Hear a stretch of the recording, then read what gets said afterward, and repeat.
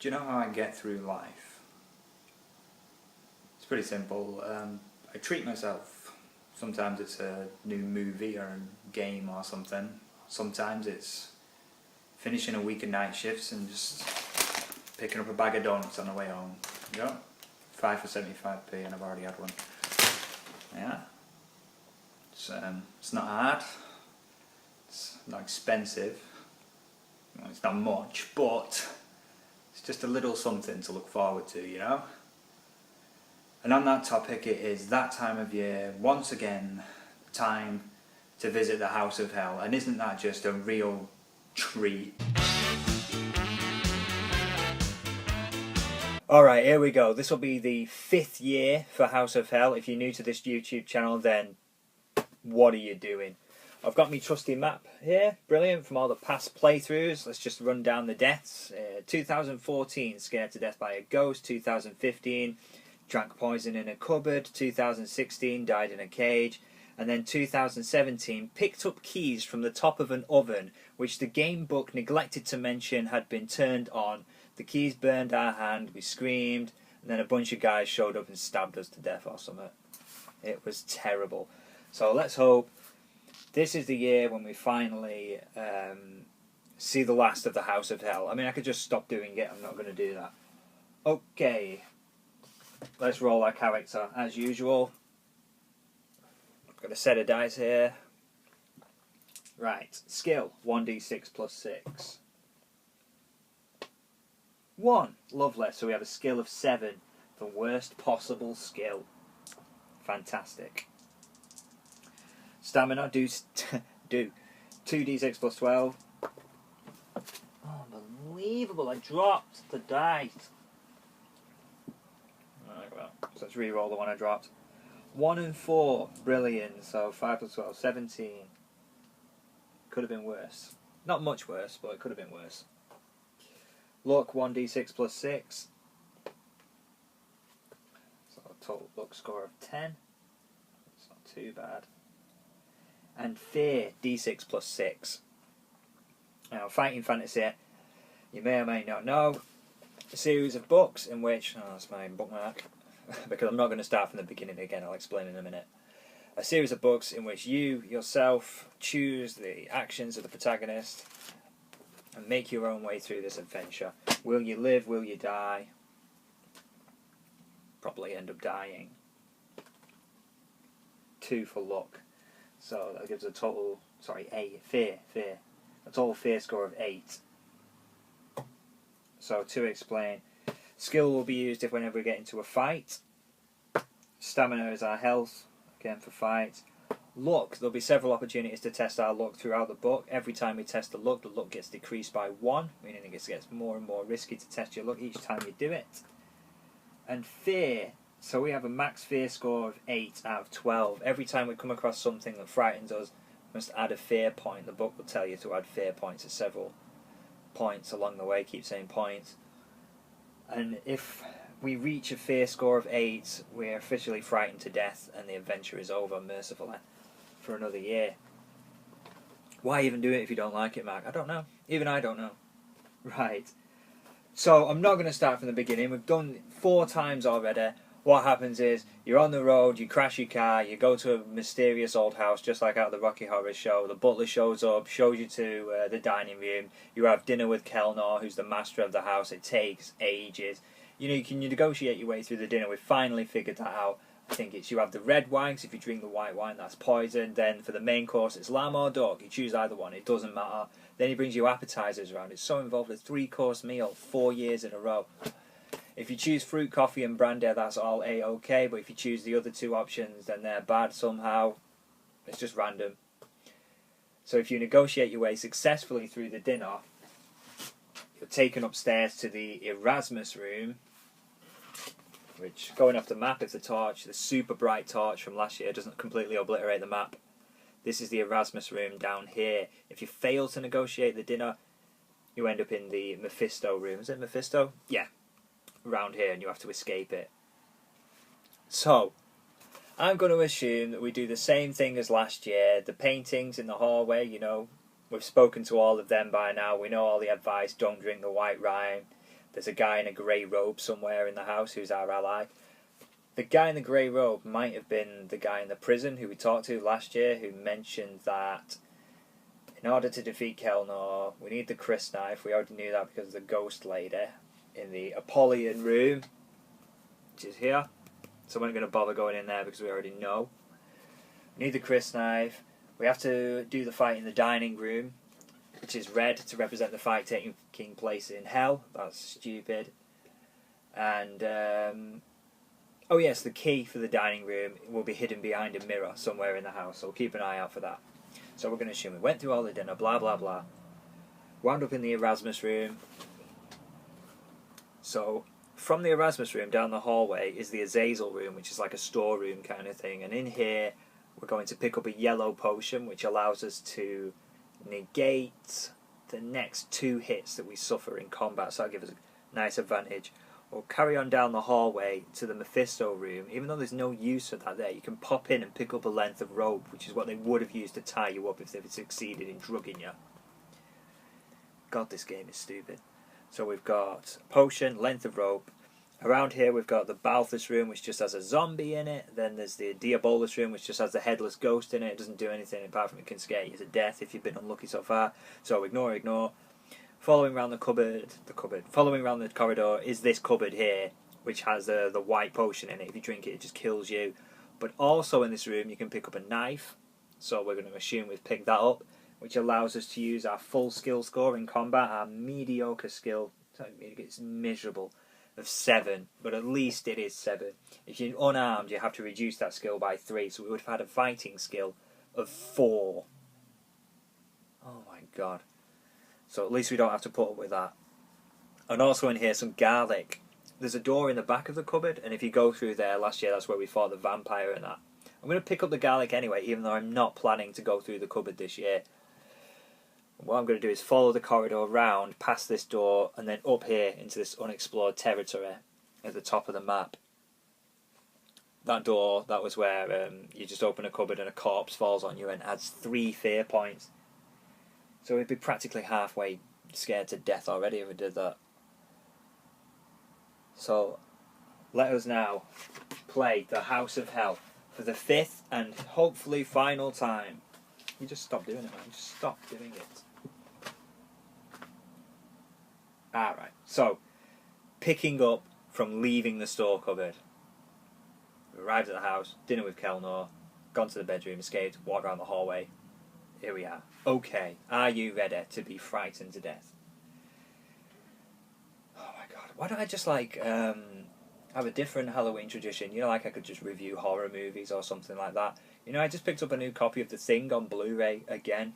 It's like, haven't you already got a copy of The Thing on Blu-ray? Yes, I do, but this is a better Blu-ray. It's the Arrow video release, so it's like got all new like HD video transfer. It's got new special features and stuff, and it's... Let's get on with it. You notice I haven't carved the pumpkin this year either. I just can't be bothered. I've kept the torch. I've kept the useless super bright torch. 2, 3, 3. A few steps past the unmarked door is another unmarked door. If you wish to try this one, turn to 98. No, it's just got a corpse in it that falls on you and adds 3 fear. If you wish to ignore it and go on, turn to 374. Here we go. 374. Oh, shit, I forgot to pick an artist to sing the catalogue of while I turn the pages. Oh well, it's no big loss. 374. Right. The landing turns right and a passage branches off.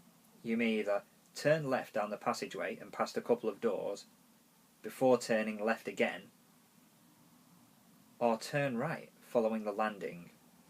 Now we already turned right following the landing. If we do that, that will take us past the room with the killer pillow, seriously, and then the room with the old lady and the plants in it. So we're going to turn left down the passageway and past a couple of doors. I don't like how it's forcing us past these doors, but we'll go for it anyway. Turn to 339. A lot of page turning. That should be the catchline for 339. For Fighting Fantasy, a real page turner. I should say that in every single book. You know what? If you're out there paint. Is that puffing books? If you're out there puffing books, still making page turners, still making your flipping fighting fantasy game book, House of Hell 2, whatever. This time it's back. The House of Hell. You can put on the cover a real page turner, marks me, literally, in that you spend half your time turning pages. God, just get on with it, Mark. Oh, God, this is going to be terrible. You are standing by 2 doors, and each has a nameplate. All the doors, all the rooms are named in this house. They've all got stupid names. Ahead of you is the Asmodeus room. Sounds inviting. You may try this door by turning to 154. To your right is the Eblis room. Eblis or Asmodeus, which you can enter by turning to 125, or you can follow the corridor until it turns left by turning to 252. What do we like the sound of, Asmodeus or Eblis? I'm going to go for Eblis, something about it. For some reason I looked at Eblis and I thought of Idris Elba. It's like a combination of his first and second name. So we'll go for that one. 125. What wonderful things await us in the Eblis room. Hopefully it's just a pillow that kills us, or a zombie that gives us some stupid advice. Eblis 125. Right. You enter a dimly lit bedroom. What are the odds? And close the door behind you. I'm in a dimly lit bedroom right now. The room is empty, apart from a dressing table and a large bed. But you can hear music playing. Do you wish to search the room to make sure it's safe, or leave straight away and head back to the landing? Search the room, because otherwise what's the point? 239. Here we go. First action of the evening. The mysterious music playing. There are no hiding places in the room. The bed is solid and reaches down to the floor. You appear to be safe, but suddenly your ears prick up as you hear a shuffling sound outside. Footsteps are approaching along the passageway. With ears peeled... That's an expression, is it? Oh yeah, it is. You listen. God, I'm stupid. The shuffling stops outside your door. Will you wait to see who is there, or make other plans? Let's make other plans. 281. Got to be active. Just stand about. Anytime this book offers you the option to just wait around and see what happens, it's just nothing bad, nothing good ever comes of it. You can either step behind the door ready to pounce on anything that comes through, or you may try to hide from your visitor. Well, we've already established there's nowhere to hide in the room. It's just a bed that reaches to the floor. And I don't want to get in the bed in case it's one of them killer beds that we've encountered. So let's step behind the door. 369. Behind the green door. That's the song. Oh, I could have just sung that, could I? Never mind. Actually, Grandad or something, he'll know the song Behind the Green Door. You watch the door handle cautiously, preparing yourself for whoever or whatever should appear. The handle turns ... and then it's released. The shuffling noise disappears down the passageway. Your visitor has decided to leave this room alone. Breathing a sigh of relief, you sit down on the bed. But what will your next plan be? Would you like to take a short nap and perhaps gain some stamina? No, we haven't fought anything. Or would you rather leave the room? Oh, that reminds me, actually.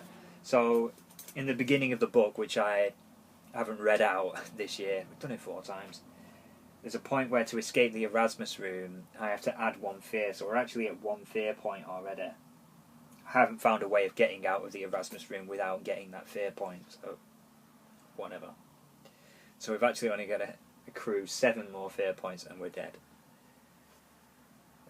Would you rather leave the room and either follow the passage or return to the landing? What?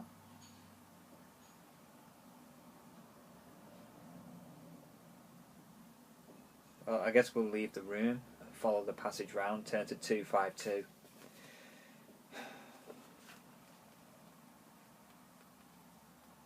This is abysmal. This is why I don't like this book. It's just a whole bunch of nothing. I could have picked any other fighting fantasy. But I'm boneheaded about it. I've got to do it. What am I doing? 252. Leave the room and follow the passage round. 252. Right. Remember last year? Or was it last year we had a fight with about 6 different dogs? We just killed a bunch of dogs. At least that was something. I really like dogs. It set me to fight and kill dogs. But it's better than just being in a room where there's nothing and then footsteps approach and then go away and nothing happens. I mean, this is the greatest fighting fantasy book I've ever read in my life. I've got a stack of them. I mean, holy crap. Would you like to play... What's this one? Caverns of the Snow Witch. Doesn't that look exciting? I wonder what amazing things are going to be in this like new environment. There's an orc with a crystal ball. Oh, it looks amazing. What else have we got we could be playing? Let's just look at other stuff. The Citadel of Chaos. That looks like an early one. Talisman of Death. Don't these all look amazing? Scorpion Swamp. Wow. We're playing The House of Hell, where you go into rooms and nothing happens. Riveting stuff. A real page turner, marks me. The corridor ends at a stout wooden door with Shaitan written on the nameplate. Hang about, that sounds familiar. Shaitan. Right.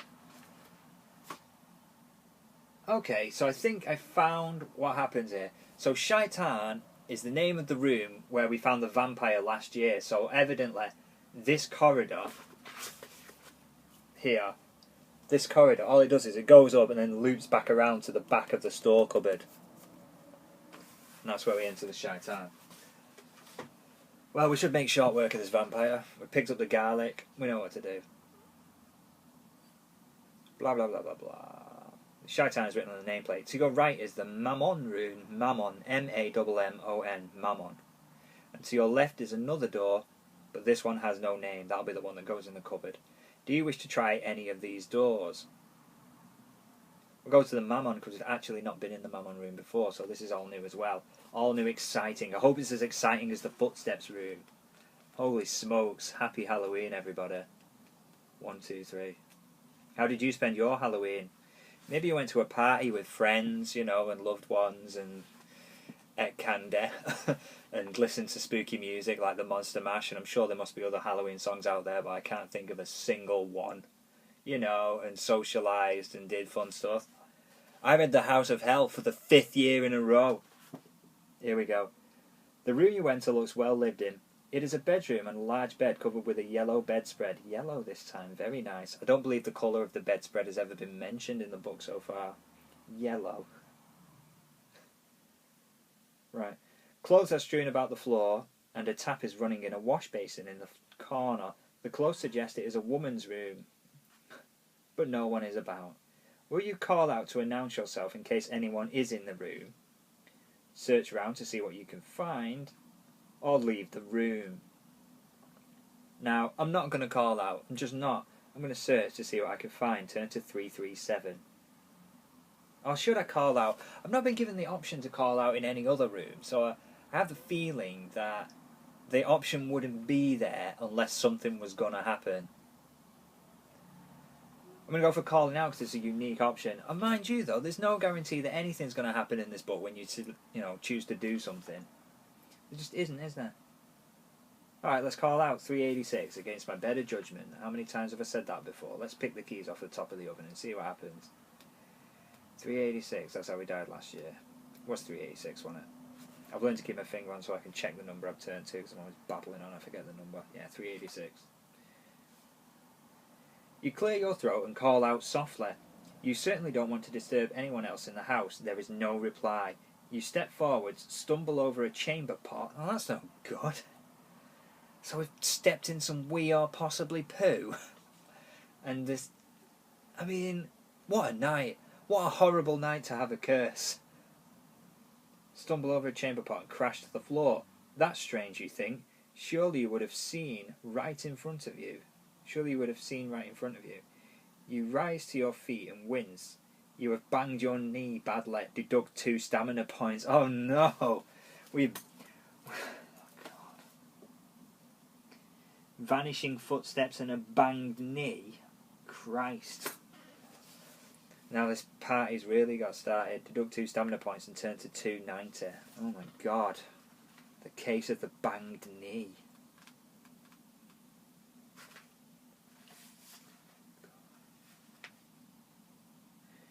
You hear a rustling from the curtains and straighten to look up the window.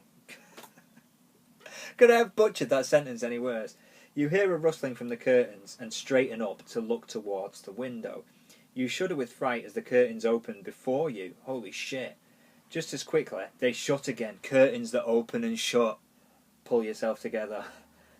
Then there is silence. You walk slowly over and grab them, but they are perfectly ordinary curtains. Christ, so we've encountered a room with nothing and footsteps that were nothing.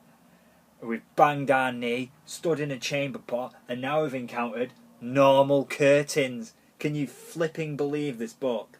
They are ordinary curtains, oh my god. You must add one fear point. No, not ordinary curtains. Christ. Now, do you wish to leave the room? Seriously? Or will you try to work out the mystery of the curtains? Right. It's impossible for you to read that. It just is impossible. But I'm just going to show it. This is the passage I was reading. It seriously ends with the words, will you try to work out the mystery of the curtains? Turn to 150. Yes, please. I don't know if I can sleep at night if we haven't figured out the mystery of the curtains. This is the worst book ever written. Steve Jackson, you absolute hack. I really love your book. Steve Jackson and Ian Livingstone, they're a massive part of my childhood. I absolutely didn't mean that comment back then. This is the greatest book ever written. Find out, will we figure out the mystery of the curtains in part 2?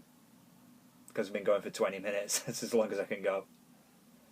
See you in a minute. Mystery of the curtains, for God's sake.